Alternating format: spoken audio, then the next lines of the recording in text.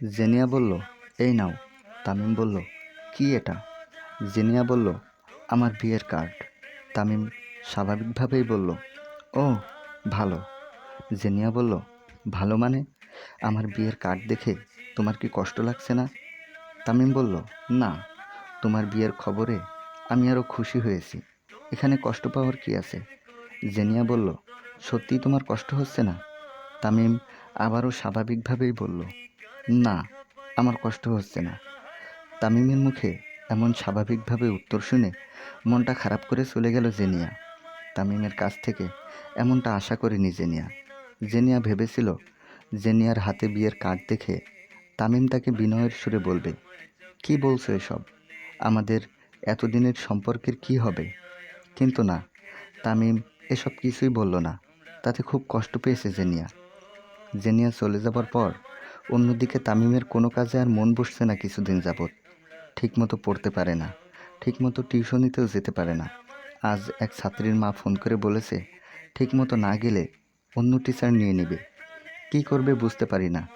হঠাৎ করে জেনিয়া এমন কথা বলবে তামিম কখনো কল্পনাও করতে পারেনি। তাদের এতদিনের সম্পর্ক ভেঙে যাবে। বিয়েতে রাজি হওয়ার আগে একটু ভাবলো না জেনিয়া? কেন ভাবলো না? আমি তো আগে তাকে প্রেমের প্রস্তাব দেইনি, সেই তো আগে দিয়েছে। তাহলে কি দরকার ছিল এত অভিনয়ের? ক্লাসের লাস্ট বেঞ্চে বসতাম, সবসময় উস্কো খুস্কো থাকতাম। কি দরকার ছিল আমাকে এত ভালোবাসার? তাহলে আজ ভালোবেসে কেন চলে যাচ্ছে? তাকে থামানোর মতো ক্ষমতা আমার নেই। গরিব কৃষক বাবার সন্তান আমি, আর জেনিয়া বড়লোক বাবার একমাত্র মেয়ে। এইদিকে আমার দিকে চেয়ে আছে আমার পুরো ফ্যামিলি। না, আমাকে আর এভাবে বসে থাকলে চলবে না। তাহলে আমার ফ্যামিলির কি হবে?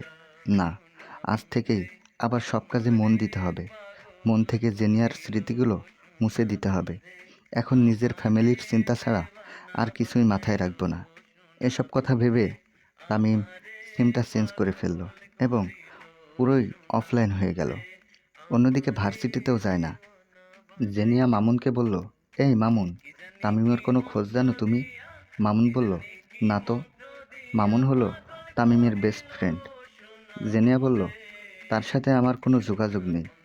জেনিয়া বলল, প্লিজ মামুন, বলো না তামিম কোথায় আছে? তামিম বলল, তার সাথে আমার 1 মাস যাবৎ কোনো যোগাযোগ নেই।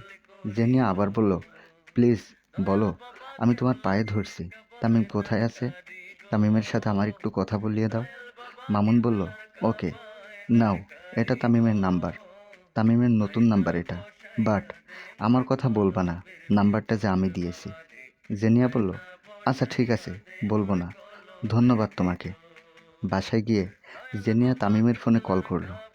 ফোনের ওপাশ থেকে বলল, হ্যালো, আসসালামু আলাইকুম। ওই পাশ থেকে নীরব। হ্যালো, কে বলছেন? কি আশ্চর্য, কথা বলছেন না কেন? তখন জেনিয়া বলল, এই কুত্তা, বানর, বিলাই, হনুমান, কোথায় তুমি? কত জায়গাতে তোমায় খুঁজেছি, কোথাও পাইনি। ওই দিনের পর থেকে প্রত্যেকটা মুহূর্ত আমি তোমাকে খুঁজে বেরিয়েছি। জেনিয়া তামিমকে কেঁদে কেঁদে এসব বলছে। তামিম বলল, এই, কান্না থামিয়ে যা বলার বলেন, আমার হাতে সময় নেই। জেনিয়া বলল, তোমার হাতে সময় হবে না, লাস্ট একটু সময় দাও আজ। তামিম বলল, আমি পারবো না। জেনিয়া বলল, পারতে হবে। তামিম বলল, আমি পারবো না।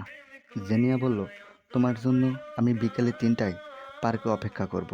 তোমাকে আসতে হবে। এখন বাই। আমি জানি যতক্ষণ আমি না যাব ততক্ষণ সে পার্কেই বসে থাকবে, তাই আমাকে যেতে হবে। বিকেল 3টায় পার্কে এক কোণে জেনিয়া বসে আছে। কাছে গিয়ে জিজ্ঞেস করলাম, কিসের জন্য আসতে বললে আমাকে? কথাটা বলতেই ঠাস করে একটা শব্দ হলো। হ্যাঁ, জেনিয়া একটা চড় মেরেছে গালে। চড়টা মেরে আমার বুকের মাঝে মুখ লুকিয়ে ফেললো। তারপর আমাকে রিক্সায় করে নিয়ে সোজা চলে গেল কাজী অফিসে। কাজী অফিসের সামনে। সেখানে গিয়ে দেখি আমার বন্ধুরা সবাই, সাথে জেনিয়ার বাবাও আছে। আমি কিছুই বুঝিবার আগেই সব কিছু ওরাই আমাকে বুঝিয়ে দিল। আমার আর জেনিয়ার বিয়ে।